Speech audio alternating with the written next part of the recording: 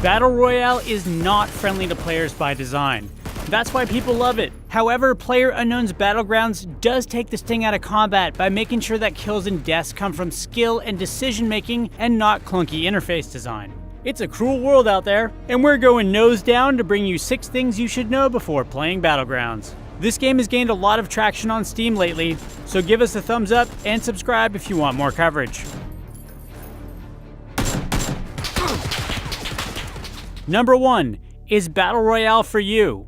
If you haven't played this mode either as an Arma mod or as a standalone breakoff from H1Z1 called King of the Kill, Battle Royale is a game of last person standing. Around 100 players drop out of a cargo plane onto a map, and as the playable area on the map shrinks over time, they scavenge and fight to the death until only one remains. Battle Royale is not a game about fairness or fast respawns or heavy rewards. So expect to get your enjoyment from cleaning out houses, lots of running, and occasional fast and decisive gunfights. It's really a game about the enjoyment of gameplay. Number 2. Weapon mods are meaningful. Battlegrounds has an easy-to-use mod system that I've wanted in King of the Kill for a while.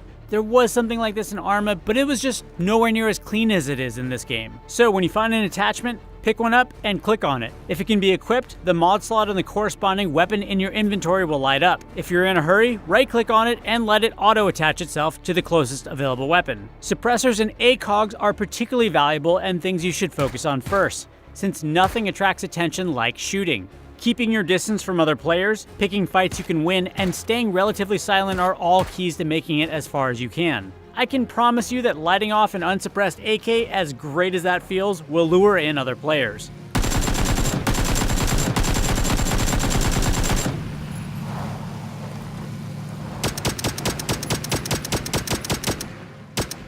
With fairly good directional audio, they won't have much trouble locating you.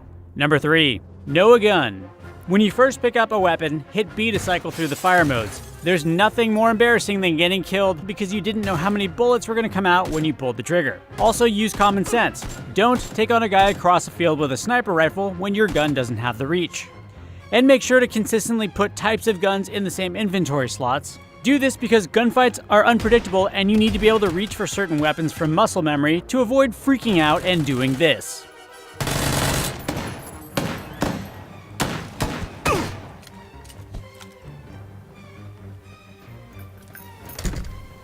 Going back to the idea of sound design and knowing weapons, after a while you'll be able to tell if a shot came from a rifle afar, if so break line of sight and get out, or from an SMG up close. Get ready for a brawl. Number 4. Armor. As it stands in the current build of the game, helmets seem to have the greatest effect, with a level 3 helmet protecting your noggin and face. There is body armor, and the durability stat is what you should be looking at rather than level. Pretty much all body armor works the same. If you survive a gunfight, see if the other guy has more durable armor than you do. Clothes so far are just for show. Since movement attracts attention more than clothes, go nuts.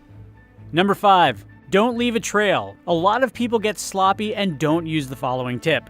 Close doors behind you. One of the biggest tells that you're on a player's trail is a series of open doors pointing right at them. Do not give other players this satisfaction. When you get better, you can start playing door games, like Leave the Door Open and Peekaboo.